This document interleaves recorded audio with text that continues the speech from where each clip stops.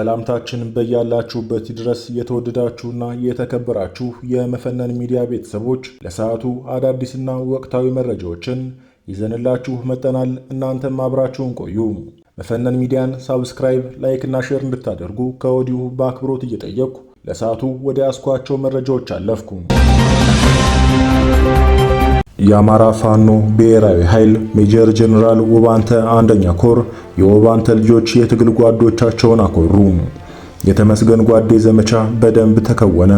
የሜጀር ጀነራል ውባንተ አባተ አምስቱ ክፍለ ጦሮች ሜጀር ጀነራል ውባንተ አባተ ተወርዋሪ ክፍለ ጦር በአርበኛ ተመስገን ውባንተና የጉና ክፍለ ጦር ደግሞ በአርበኛ ወንዷንታ አሰፋ እየተመራ የጉና ክፍለ ጦር አካል የሆነችው ገብረ መስቀል ብርጌድን በጥምረት በመያዝ በኪንቲ፣ ዋርካ፣ ማክሰኝት፣ ሰኝት፣ ዝምሃ፣ ፈንድቃ፣ ማህደረ ማርያም አጼ ፋሲል ክፍለ ጦር ደግሞ በአርበኛ ዝናው እየተመራ በመሯ ኪንቲ፣ ኢንጂነር ስመኘው በቀለ ተወርዋሪ ክፍለ ጦር ደግሞ በአርበኛ አድኖ እየተመራ በአለምበር ምንጡራ ወንጂ፣ ጣና ገላውዲዮስ ክፍለ ጦር በአርበኛ ማሩ እየተመራ በአረብ ገበያ በገላውዲዮስ በአንበሳሚ ውጊያዎችን እያደረጉ ይገኛሉ። የአማራ ፋኖ ህዝባዊ ድርጅት ተከፋይ ሚኒሻዎች ወደ ቤታቸው ብአዴን በገቡ ማግስት ያለ ፍርሃት ያገዛዙ ወንበር ጠባቂ አራዊት ሰራዊት እየመሩ ከአማራ ፋኖ ደርሰዋል። ያገዛዙ አራዊት ሰራዊት አንዲት ቦታ ላይ ለመክበብ ሲሞክር በሁሉም ክፍለ ጦሮች መገኛ ያገዛዙ ጦር ተከበበ። ከበባ በከበባ ተመለሰ። በውጊያ መሃል መቆረጦች እዚህም እዛም ነበሩ። ነገር ግን ህገ ፋኖ ቆረጣን በቆረጣ መልሰው ይላልና ጥበበኛው የጥበብ ልጅ ታላቅ አማራ ፋኖ የሜጀር ጀነራል ትንፋሽ በሁሉም ግንባር ድልን እየተቀዳጀ ይገኛል። ንጋት 11 ሰዓት የጀመረው ውጊያ ከቀኑ እስከ 11 ሰዓት እንደቀጠለ ነው። ሰዓት በጨመረ ቁጥር ውባንታውያን የአሸናፊነት ግብራቸው ከፍ ብሎ ያገዛዙ አራዊት ሰራዊት ምሽግ ሁሉ እየተሰበረ ይገኛል። በሚያሳዝን ሁኔታ ያገዛዙ መንበር ጠባቂዎች ምንም አይነት የመዋጋት ሞራል የሌላቸው አልሞ መተኮስ የማይችሉ ቦታ የማያነቡ በአገዛዙ ድርጊት የተሰላቹ የአማራ ፋኖ የነፍጠኝነት አቅም መቋቋም ያልቻሉ ሲበዛ የፋኖን ክንድ መቋቋም የማይችሉ ልፍስፍሶችና አሳፋሪዎች ናቸው። በተቃራኒው ጥበበኛው የጥበብ ልጅ ታላቁ የአማራ ፋኖ ጠላትን እያሳደደ አጨደው፣ ከመረው፣ ወቃው። የእውነት ለመናገር ይህ ሁሉ የተኳሽነትና የነፍጠኝነት ተምሳሌት አባታቸው ሜጀር ጀነራል ውባንተ አባተና የሚያመልኩት አምላካቸውና የቆሙለት የፍትህ ዓላማ ነው። ከሜጀር ጀነራል ውባንተ አባተ ተወርዋሪ ክፍለ ጦር 4 ሲቆስሉ 5ቱ የነጻ ተፋላሚዎች መጠነኛ ጉዳት ነው ያጋጠማቸው። ሁሉም በጥሩ የውጊያ ስነ ልቦና አደዋሪነት ግብር ላይ ይገኛሉ። 3ቱ ወንድሞቻችን ከቆሰሉ በኋላ የአገዛዙ አራዊት ሰራዊት በደንብ የገነባቸው ምሽጎች ራሳቸው በክንዳቸው ደምስሰዋል። የአማራ ፋኖ እየጠራና እየለመለመ መጥቷል። ይህ ለዓላማችን ወርቃማ ዕድል ነው። ከኛ የሚጠበቀው የኛ ያልሆኑ ሐሳውያንን ከፋኖነት ምሽጋቸው ቆፍሮ ማውጣትና ጭንብላቸውን አስወልቆ የተቻለውን እርምጃ ሁሉ መውሰድ ነው።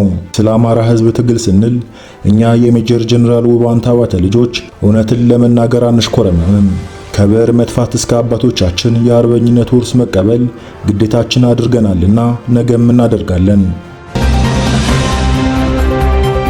በዛሬው ዕለት የአማራ ፋኖ ብሔራዊ ኃይል በአማራ ፋኖ በጎጃም ዮሐንስ አለማየሁ 7ኛ ክፍለ ጦር የባሶ ሊበኑ አብራጅት ብርጌድ ተርላጓሉ ብርጌድና በመቶ አለቃ አበበ ሰው መሆን የአማራ ፋኖ በጎጃም ዘመቻ መምሪያ ኃላፊ የሚመራው ጥምር ጦር በጋራ በመሆን በባሶ ሊበኑ ወረዳ የጁቤ ከተማን፣ ደን ከተማ፣ ኮርክ ከተማና አንዳንድ ወረዳ አንበር ከተማ ላይ ከንጋቱ 11 ሰዓት ተኩል እስከ ጠዋቱ 4 ሰዓት ድረስ ከፍተኛ ውጊያ አድርጓል። ይህ ውጊያ እልህ አስጨራሽ ትንቅንቅ የተደረገበት ሲሆን ነበልባሉ ፋኖ የጁቤ ከተማን ለሰዓታት ተቆጣጥሮ ቆይቷል። በዚህ ውጊያ የአገዛዙ መቶ አለቃ እስከ ወዲያኛው ተሸኝቷል። የሥርዓቱ አሽከር የነበሩ የብልጽግና አመራሮች በእጃችን ገብተዋል። አገዛዙ ከፍተኛ የሰብአዊና ቁሳዊ ኪሳራ እንዲደርስበት ተደርጓል። በሞትና በሕይወት ውስጥ ያሉ የአገዛዙ ቁስለኞች የጁቤ ሆስፒታልና ጤና ጣቢያን ሞልተው እያጣጣሩ ይገኛሉ። ከፍተኛ የጠላት ኃይል በኮርክ ከተማ፣ በደን ከተማ፣ በጁቤ ከተማ በከፍተኛ ደረጃ ተደምስሷል። ይህ ውጊያ መቶ አለቃ አበበ ሰው መሆን የአማራ ፋኖ ዘመቻ መምሪያ ኃላፊና መቶ አለቃ ገረመው አበጋዝ የሐዲስ ዓለማየሁ 7ኛ ክፍለ ጦር ዋና አዛዥ፣ የክፍለ ጦሩ ምክትል አዛዥ 50 አለቃ ስለሽና የክፍለ ጦሩ ዘመቻ መምሪያ ኃላፊ 10 አለቃ ይበልጣል ተዋበ የብርጌዱ አዛዦች በማስተባበር በበላይነት መርተውታል።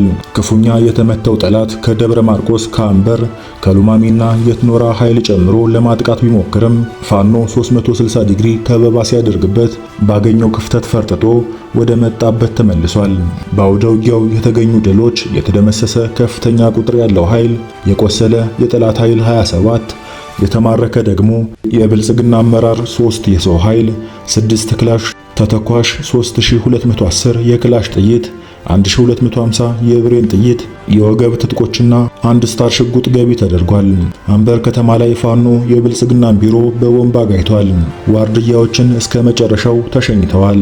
ዘሪሁን 13 የታቀደለትን ሥራ ሰርቷል።